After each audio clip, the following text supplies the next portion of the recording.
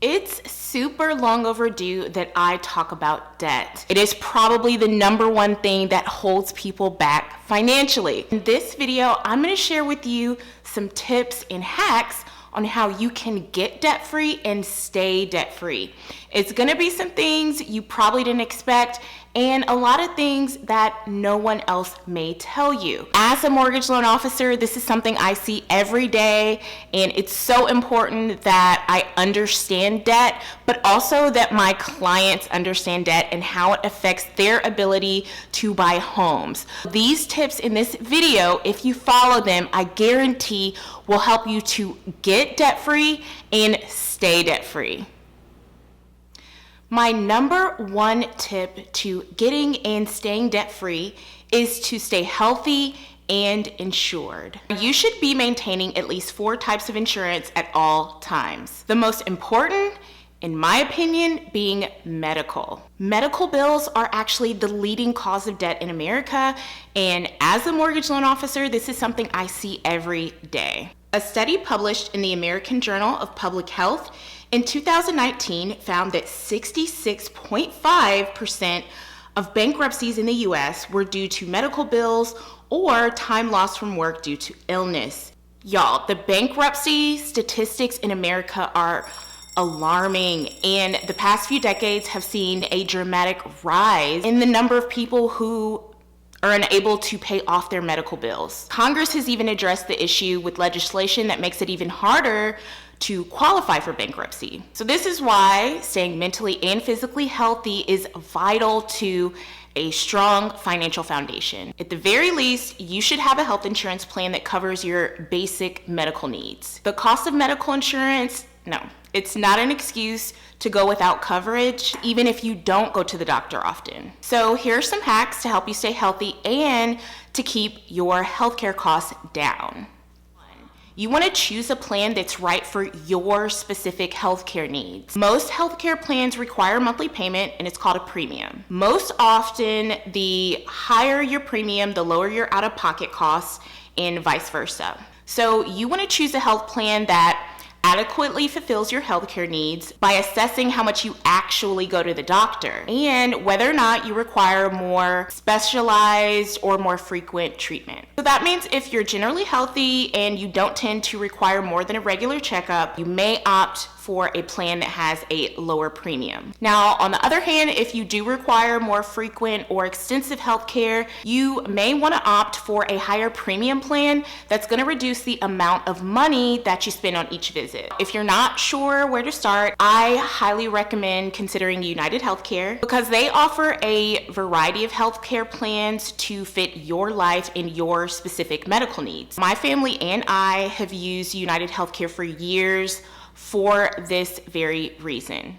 Try to stay in network. You're more likely to pay less for medical expenses if you go to a doctor that's within your healthcare plan's network. This is because the insurer has contracted with that specific doctor or healthcare facility to provide discounted care to you. And conversely, it can actually cost you more to go to a doctor that's out of network because the insurance company covers less of your expenses. What I love about United Healthcare is that they have an extensive network of healthcare professionals, and I love the ease with which you can find one. I had United Healthcare for years through my previous employer, and whenever I needed care but I wanted to make sure that I stayed in network, I would just call United Healthcare and they would have multiple options for me like within minutes. And because of this, I actually never had to see a doctor that was out of my network. That helped me save so much money and it helped me to avoid medical bills.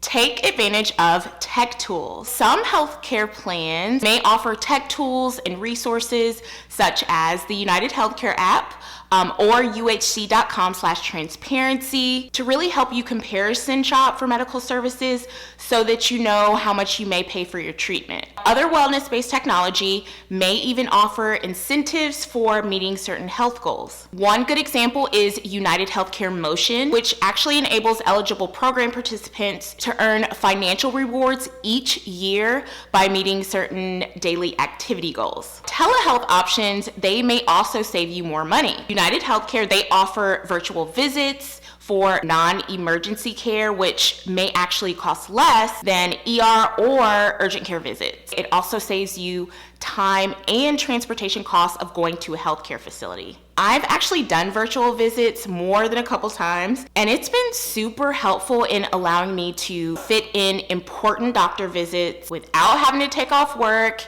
and without sitting in a doctor's office all day wrecking my schedule. Time is money, and this can actually help you save both. Opt for a health savings account.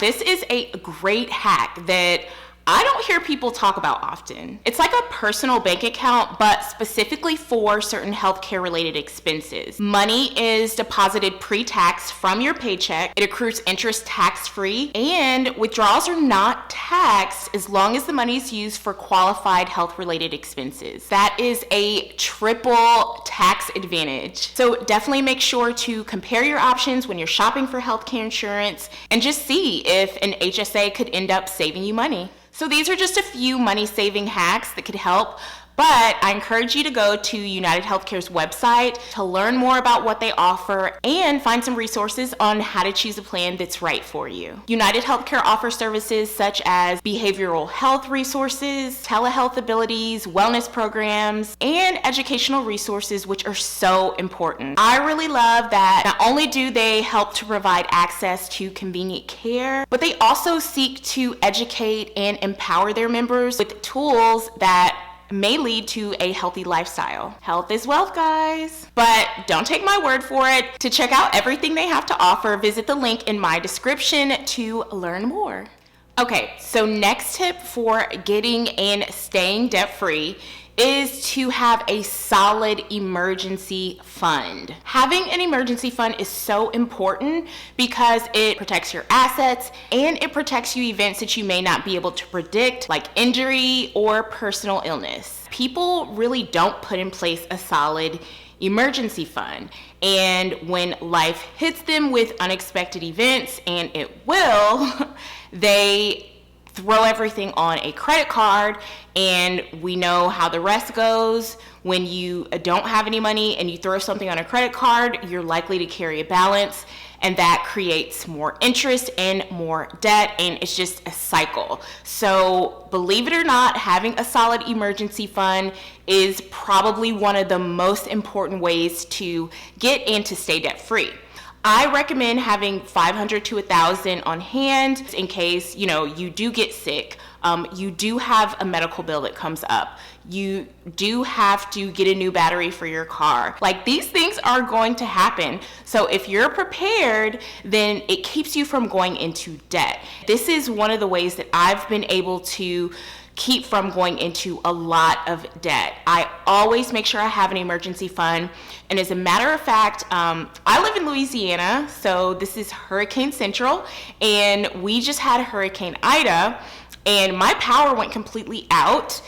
And so I had to last minute go buy a generator that cost me like $1,000. And they're even more expensive depending on, how big they are and how they're installed. So you can imagine if I didn't already have my emergency fund in place, how that would have thrown me off, because I would have had to throw that money on my credit card. And then if for some reason I wasn't able to pay it off, it would have generated more interest. It would have put me more into debt. So I always try to make sure I have at least $1,000 in an emergency fund on hand. And if you really want to take it further, eventually once you get to the point where you're really comfortable and you're good with your finances, then you'll want to save 3 to 6 months expenses. So for example, if you lose your job, then you will still be able to maintain your lifestyle and you won't have to go into debt. You have to have an emergency fund in place or you are asking to go into debt. And if you want to stay debt free, then definitely make sure that you have that emergency plan in place. That's going to be key to helping you avoid getting into debt or avoid further debt. Okay, next tip is to have a budget. Like, seriously, have a serious budget. Now, before you click out this video or yawn because you have heard this a million times, you would be surprised how many people say they can't save, yet they can spend money on drinks and going out to eat at restaurants and things like that. It's because they really don't have a serious budget and they're not being disciplined. The budget is the guide from which you control spending and increase savings. This is your roadmap to financial freedom. So the same way you wouldn't venture on a trip somewhere that you don't know how to get to without pulling it up in Waze or Google Maps, you can't get to your financial destination or your financial goal without having that roadmap there, which is your budget. Also, when you don't have a budget, it's pretty easy for you to spend more than you save. Know your expenses, but not just the big expenses. Obviously, you want to know your big expenses like your mortgage and your car, your student loans, things like that. But you actually really want to tune into those little expenses. So your cable bill, your gasoline, your groceries, your nails, getting your nails done, like all those little expenses are what add up and throw people completely off. So those are what you actually really want to be tuned into and have really planned out, really calculated into your monthly budget, and stay disciplined and don't go over. One trick that I use for things like that may help you guys also is that when it comes to my discretionary spending, movies, entertainment, restaurants, drinks, beauty, groceries, personal items, things I want to buy on Amazon, fun money, whatever, I have a specific amount that I budget for that each month. And I take out cash in that amount and I'm able to use it on those things freely. But when that cash is gone, it's gone. Like, I'm done, no more spending, that's it, figure it out. And that has actually helped me so much, because also when you use cash, you tend to spend less. Statistics even show when you use cash, you spend less. That has worked out beautifully for me. So yeah, maybe some of you try that if you're having trouble staying disciplined and on point with your budget. Instead of using your debit card or your credit card to, swipe all those expenses, try using cash. Okay, and last debt-free tip or hack is stable employment. One of the greatest threats to your personal financial well-being is inadequate employment. It is crucially important to have a steady amount of income coming in every month. And for obvious reasons, if you don't have money coming in, then it's hard to incorporate really any of the other ways that you're gonna get debt-free or stay debt-free. When you're consistently unemployed or underemployed, it becomes really hard to make a stable budget and to really stay on point with your finances. And that's when debt rears its ugly head and can creep in, and that gets a lot of people. So that's why I say have that emergency fund in place for unexpected things. And then once you get to a certain point, have that 3 to 6 months expenses or work up to that. So let's say you do lose your job, you're not going further into debt. Maintaining stable employment is not just about getting a job that you can do to put food on the table. You really want to land yourself in somewhere where you can have longevity, where you are upwardly mobile, so that you are always staying steady with that income and you can have steady income for years to come. If you are someone who's having trouble in that arena, then definitely check out my other videos. I've done tons of videos on side hustles, getting jobs, career advice, being a loan officer, people who want to become a loan officer, jobs that you can easily work from home, jobs that make the most money working from home. So that is not an excuse not to have steady employment, not the economy, not COVID. There's no reason why you should not have employment or be able to make money. In this technological age, you don't even need an employer anymore to make money. There's so many different ways to make money. So that's not an excuse. If you are battling with that, really buckle down, watch some of my videos, find a good career that you can, get grounded in and stay with, get some longevity, and that is going to be a major way that you're able to avoid debt and to get debt-free and stay debt-free. Okay, honeybees, that's it for this video. I hope it was super helpful for you. If you learned something or found it to be helpful in any way, make sure to hit the thumbs up button, click the subscribe button so you can be a part of the Honeybee fam, hit the bell button so you'll know when I upload, and don't forget to check out United Healthcare. I have the link below in the description. I love you guys so much. I love you to the bank and back, and I will see you in my next video.